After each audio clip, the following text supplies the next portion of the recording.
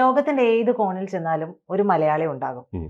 ആ മലയാളി എന്ന് പറയാൻ ഞാൻ കാരണമുണ്ട്. ഉം. കാരണം നമ്മൾ സൊഹ്റാൻ മംദാനിയുടെ വിജയമൊക്കെ ആഘോഷിച്ചു. ഉം. പക്ഷെ അതിൽ മങ്ങിപ്പോയ ഒരു വിജയമുണ്ട്. ഉം. ആ വിജയത്തെ നമ്മൾ കണ്ടില്ല എന്നുണ്ടെങ്കിൽ നമ്മളൊക്കെ മലയാളികളായിരുന്നിട്ട് കാര്യമുണ്ട് എന്ന് തോന്നുന്നില്ല. ഉം. അവിടെ തന്നെ ഒരു മേയറായി തിരഞ്ഞെടുക്കപ്പെട്ടിട്ടുള്ള അതെ. Robin Thelakkat, Robin J Elakkattu, അദ്ദേഹത്തിന്റെ വിജയം ആരും ആഘോഷിച്ച് അധികം കണ്ടില്ല. ഉം. പക്ഷെ അത് പറയാതെ പോയി കഴിഞ്ഞിട്ടുണ്ടെങ്കിൽ സത്യത്തിൽ നമുക്കതൊരു മതിപ്പുകേട് തന്നെയല്ലേ? അതെ അതെ തീർച്ചയായിട്ടും.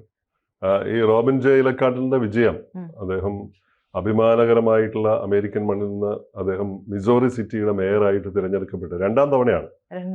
അതെ, അദ്ദേഹം ആദ്യം തിരഞ്ഞെടുക്കപ്പെട്ടപ്പോൾ അത് വാർത്തയായിരുന്നു.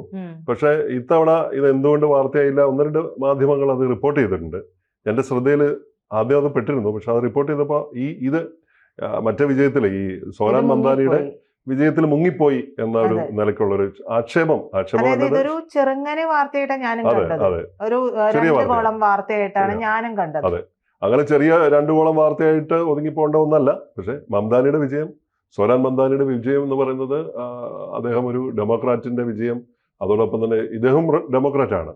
അപ്പോ ഇത് ന്യൂയോർക്ക് സിറ്റി പോലുള്ള ലോകത്തിലെ ഏറ്റവും വലിയ മഹാനഗരത്തിലെ ഒരു മേയർ ആവുക എന്നതിനപ്പുറത്ത് അദ്ദേഹം ഒരു ഡെമോക്രാറ്റിക് സോഷ്യലിസ്റ്റ് ആണ്, അദ്ദേഹം ഒരു കമ്മ്യൂണിസ്റ്റ് ആണ് എന്ന് ട്രംപ് പറയുന്നു. അദ്ദേഹം കമ്മ്യൂണിസ്റ്റ് അല്ല, അദ്ദേഹം കമ്മ്യൂണിസ്റ്റ് ആണെന്ന് ട്രംപ് ആരോപിക്കുന്നുണ്ട്. അപ്പോൾ ട്രംപ് ഒട്ടനവധി ആരോപണങ്ങളുണ്ട്. അതൊരു മുസ്ലിം ആയതുകൊണ്ട്, ആദ്യത്തെ ഏഷ്യൻ വംശജനായതുകൊണ്ടും ഒക്കെ അങ്ങനെ കുറെ കാര്യങ്ങളുണ്ട്. പിന്നെ അദ്ദേഹത്തിന് ഇസ്രായേൽ വിരുദ്ധതയുണ്ട്, മോഡി വിരുദ്ധതയുണ്ട്, അത്തരത്തിലുള്ള കുറെ കാര്യങ്ങളുണ്ട്.